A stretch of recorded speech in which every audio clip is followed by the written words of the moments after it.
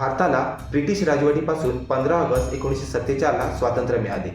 यामागे भारताचा स्वातंत्र्य लढा आणि त्यातील महात्मा गांधी यांचा अहिंसा पद्धतीचा मोठा सहभाग आहे। तेव्हा स्वतंत्र भारताला स्वतःचे संविधान नव्हते। भारताचे मात्र कायदे हे भारतीय राज्य शासनाच्या 1935 सालाच्या कायद्यावर आधारित होते। याला डॉक्टर बाबासाहेब आंबेडकर यांनी भारताचे संविधान समितीने 26 नोव्हेंबर 1949 रोजी स्वीकारले व 26 जानेवारी 1950 रोजी पासून भारतीय संविधान अंमलात आले। 26 जानेवारी 1950 रोजी भारतीय राज्यघटना स्वीकारण्यात आली। या दिवशी भारताला पूर्ण प्रजासत्ताक घोषित करण्यात आले। डॉक्टर राजेंद्र प्रसाद यांनी भारताचे पहिले राष्ट्रपती म्हणून शपथ घेतली आणि या दिवसापासून भारतीय जनतेला राज्य चालवण्याचा अधिकार आणि भारतीय प्रजासत्ताक दिवस हा भारताच्या प्रजासत्ताकात दरवर्षी 26 जानेवारी रोजी पाळला जाणारा एक राष्ट्रीय दिन आहे। दरवर्षी 26 जानेवारी हा प्रजासत्ताक दिन म्हणून साजरा करतो।